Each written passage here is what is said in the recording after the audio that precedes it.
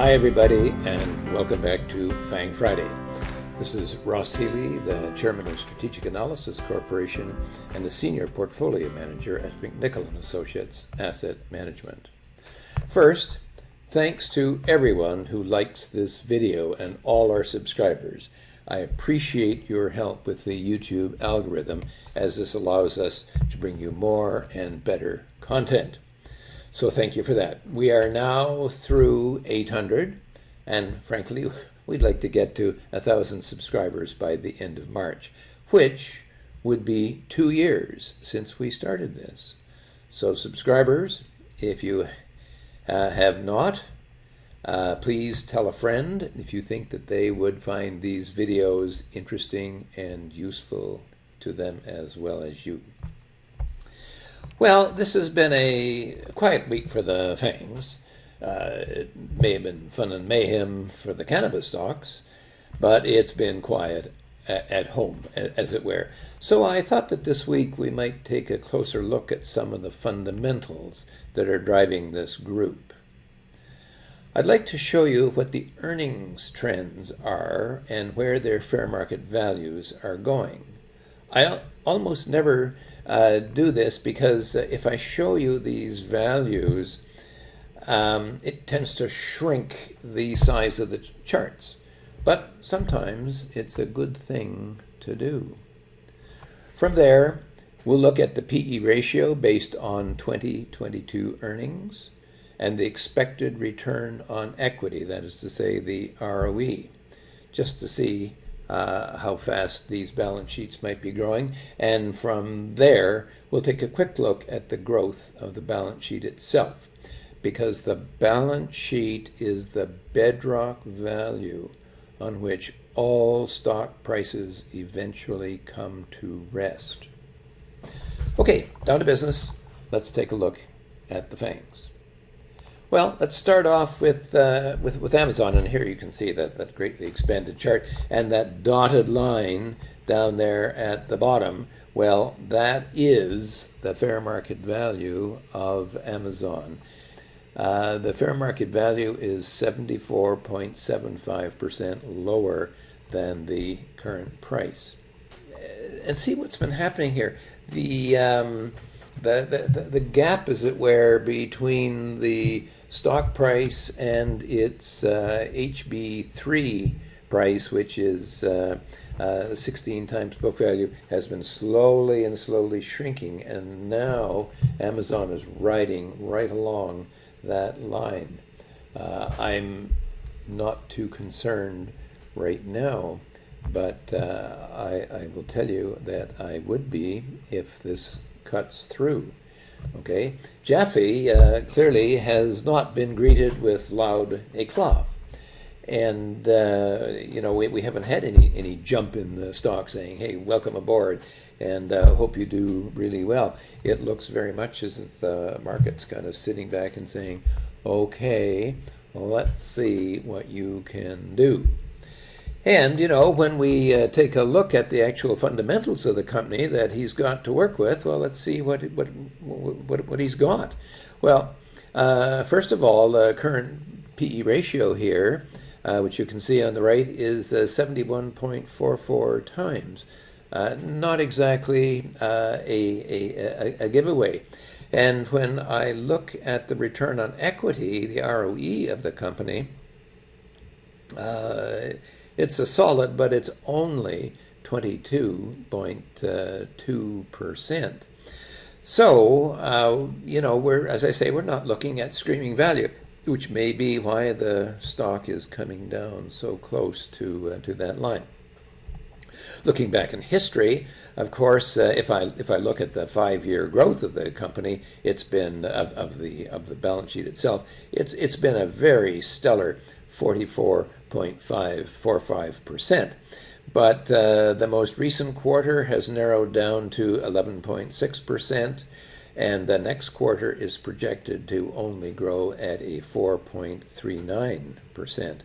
So here's a company where we may be looking at slowing fundamentals. So we are cautious at that breakdown point. Apple, well, Apple is a different story. Apple, of course, has been now recently riding along its HB5, and that is 26 times book value. But let's take a look at its fundamentals here. And let's start off with the forward PE ratio. Well, compared with 74 times for Amazon, this is only 30 times. Well, it's small wonder that the stock is hanging up here at 26 times book. Facebook, well, look at Facebook.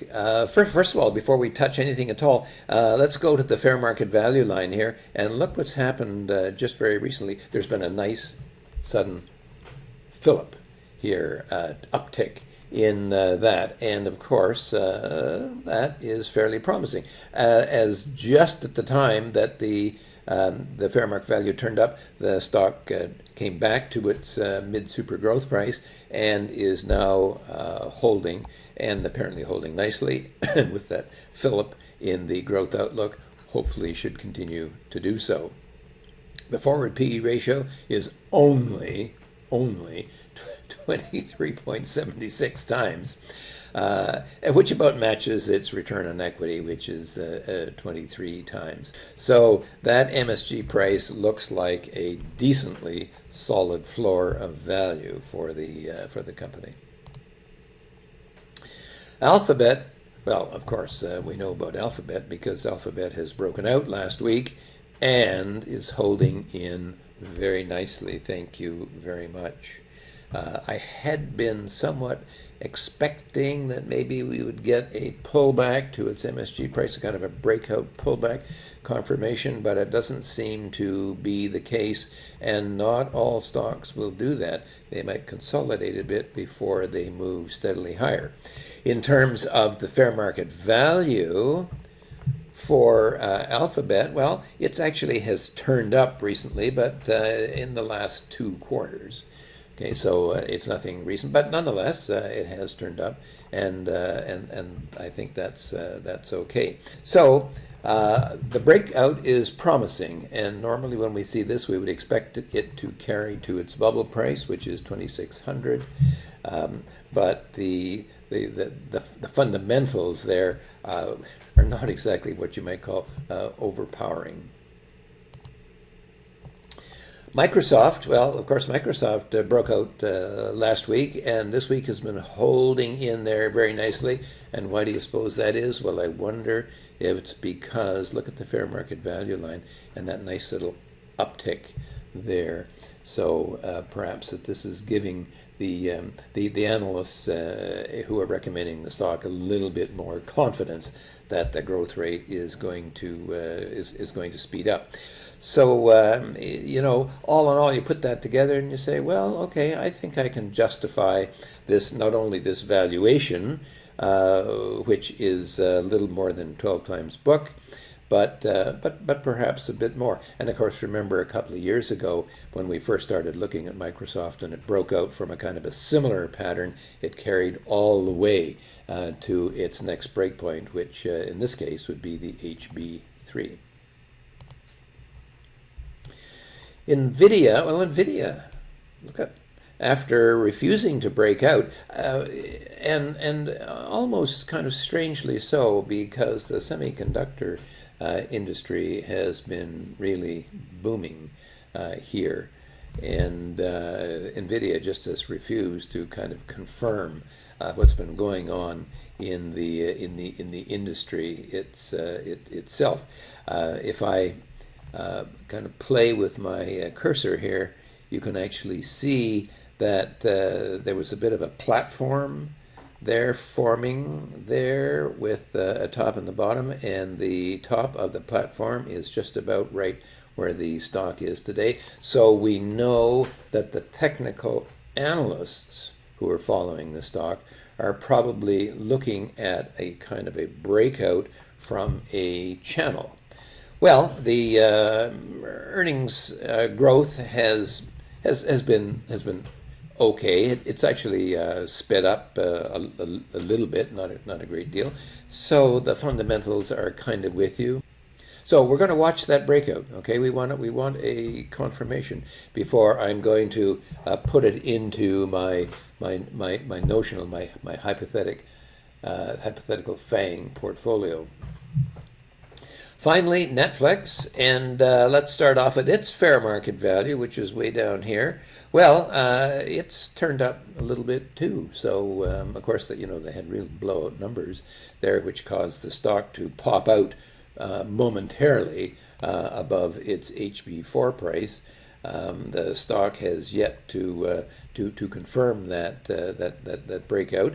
And should it confirm it? Well, let's start off the 5-year compound growth rate, 37%. Just standing there, in a sense, the stock is getting cheaper. And if I look at the return on equity over here on the far right, it's about 34.5%. So the company basically is growing at a pretty good clip. The only issue, of course, that I have is the forward PE ratio of almost 55 times. But even that isn't close to the 74 times Amazon number. So perhaps the stock is a little safer. But I would really like to see a breakout to confirm. Anyway, in summary, in what I might call my FANG portfolio, I still like Amazon, of course, but I am now watching that HB3 price a little nervously. Apple remains comfortably above its HB5 price, and of course, its ROE is right out of sight thanks to buying back all of that stock. Facebook is enjoying a little earnings, Philip, and is holding a little wobbly, perhaps, at its MSG price. Alphabet has broken out nicely. We've had some good times with Google in the recent months with trading opportunities, haven't we? And right now, this looks happy. It looks higher, and I am happy to be here. I'm going to welcome Microsoft into our Phantom portfolio with that breakout over its HB2 price and that nice little fill-up in its earnings. Even Nvidia may be trying to break into the game. The industry is hot, as I've said several times before, but the stock has been slow to react. Well, we'll see soon enough if this is for real. Finally, Netflix, with all its nice numbers and even that little fill-up in the earnings trend, has yet to offer investors any satisfaction. Personally, I would be willing to wait to act. My takeaways from this week are, first, the FANGs continue to confirm new highs for the market, but they're not the leaders that they once were. But Apple, Facebook, Alphabet, sort of, Microsoft and Netflix are all perking up as far as their fair market value potential is concerned. So the fundamental gods may be with us. For now, this has been Ross Healy, the chairman of Strategic Analysis Corporation and a senior portfolio manager at McNichol & Associates, reminding you that nothing, including investing, is difficult if you have the right tools, as I trust we have been very clearly showing you. I'll see you next week, and until then, stay safe. This pandemic is far from over.